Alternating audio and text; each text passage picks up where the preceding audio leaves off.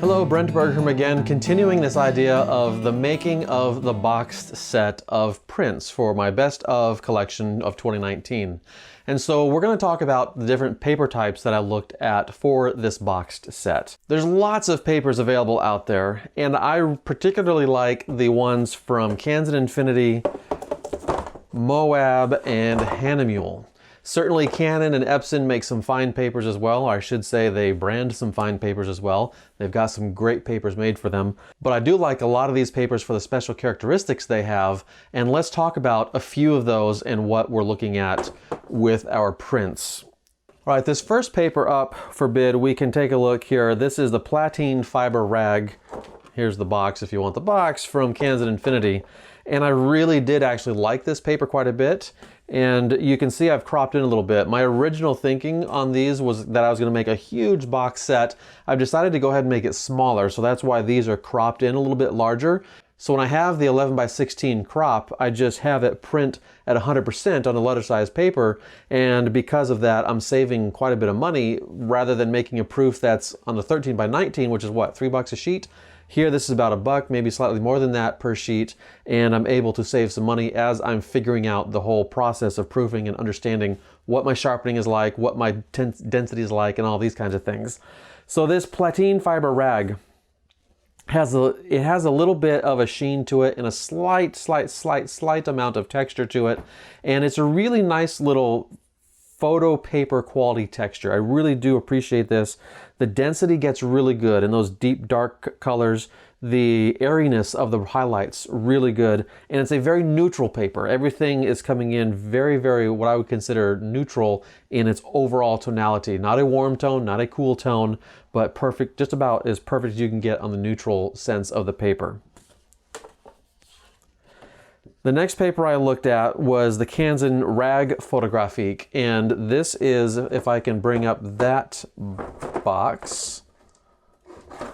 So Canson Rag Photographique, that is also a super nice paper. However, for the subjects that I was doing, that I'm printing, I didn't find that this was the paper for me.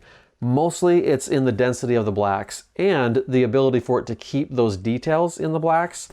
Everything up here in the highlights, spot on, but if you've got details that you need in the blacks, you either need to work a little more with this paper and figure it out, or just go for a different paper, basically.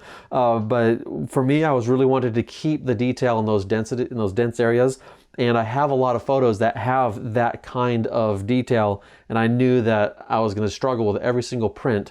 Now, this is a very fine paper. It is matte, a matte surface. And if that's what you need too, this is a great starting point for a matte surface paper. I just liked the other option better. The Platine Photo Rag was a little bit better. All right, this next one, Hahnemühle Photo Rag Duo. Very similar in feel and look to this other one, the Canson Rag Photographique, but this has a lot better density down here in these darks. I really did like that. The feel in the highlights area, very good. This is probably my #2 paper. I do lose a little bit of the nuanced detail, but that's more or less the nature of the matte surface that we have here. It's not a super tight matte surface. It's got a little tiny amount of velvet feel to it. And so that was gonna cause us to lose just a few of those details in the trees that I know I'm able to pick out. Might not be so easy for you to see on the video, but I know I'm able to pick out with something like the Platine Fiber Rag. This next one is Hahnemühle Bamboo. Wow, this is a really cool paper.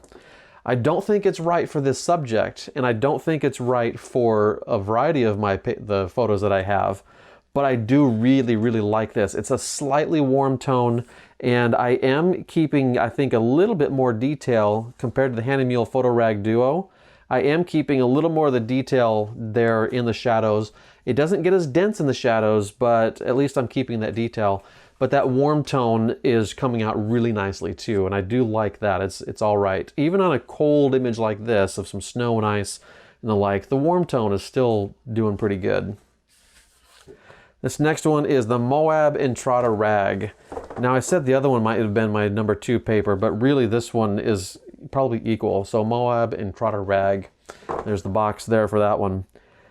Really good density, again, in these dark shadow areas. Really good detail in these highlights. That is really nice. Where some of these other papers felt slightly softer in the highlights, this is holding really good detail in the highlights, and it's just coming out really good. Of course, I could experiment with different sharpening settings and the like, but my first run through, I'm just looking through and saying, what do I want as a baseline for the overall feel of my collection of images?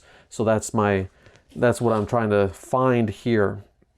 And then I went and tried Photo Satin Premium RC.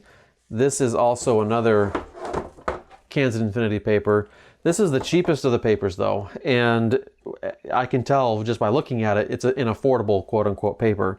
It's a very fine affordable paper. I would say it's better than the Canon papers, but it's exhibiting a slight cast in the color up here, especially noticeable in the sky. Now I could hit that button I had mentioned in the previous video about hitting that black and white only button and getting rid of that cast. It's just way more noticeable here than it is even on my other images where I don't have that cast is just not as prominent, but a slight color cast going on in there.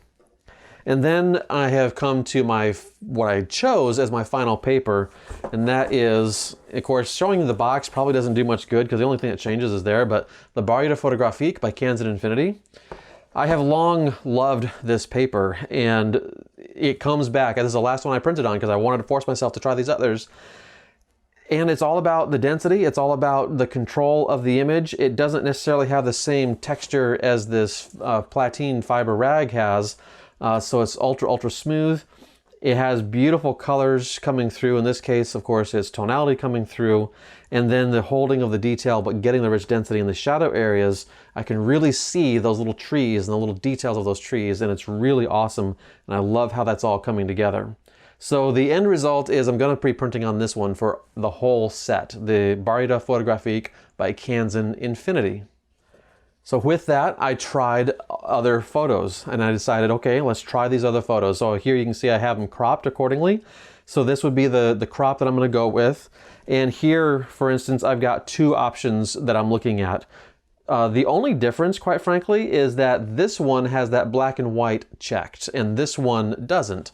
So what is the difference in these images? Well, when I check the black and white, as far as the overall density is concerned, it does actually feel like it gets slightly more, at least on this photo and on this paper, it feels slightly more dense in those dark areas, in those black, deep, dark areas. And that just enhances very slightly the contrast that we have in the image, and I really do like that. But also there is a slight color shift too. There is a very slight warm tone, I should say warmer tone in this one as compared to this one. Now when I do compare these on screen, because of the way I have my monitor set up as far as the calibration is concerned, I don't usually have it show me the color of the paper, although you can click that button that shows you the color of the paper, and that does get you closer. So the initial impression I had was to say, well, the print is warmer, but I expect that from this particular paper. It's because it's a slightly warm paper. So you click that button on the monitor, then it comes a lot closer to your preview of what you're looking at on screen. All right, so this image from the North Platte River there in Nebraska, again, this one has the black and white button checked and this one doesn't. And so then here's this image from Lake Louise up there in Banff National Park. And I like having, again, I mentioned these things in the first video, the notes that I have along the side here. I have my sharpening settings, and then I took a little thing here, so I was like, is it a bit too sharp? And so I can go then back and either reduce my radius, reduce my threshold, or increase my threshold possibly, and then possibly reduce my percentage on that sharpening setting. All right, and then finally we're going to end here with Mount Rundle once again. So here we have the director's cut, so to speak, my cropping that I shot it as and the one that I prefer, or the 8x10 that is going to be better for framing, better for display possibly. So the customers, if they wish to collect and buy these prints, these box sets, then they're going to have an option. Do they want the 8x10 or do they want the other size that is a little bit more, you know, not standard basically. So in the end, it boils down to this. I'm going to use the Canson-Infinity photographique paper. I'm going to hit that black and white button to make sure that only the black inks are coming through. And then I'm going to give two options, either the regular type of framing or the 8x10 framing on these prints, and we will run it through like that. From here on out, with production of this video set, I'm going to go with this size of framing so we can have the, the original vision, as it were, for the framing of these prints. All right, so that wraps it up for this idea of analyzing the different paper types that we're using and experimenting with. Until next time, happy shooting.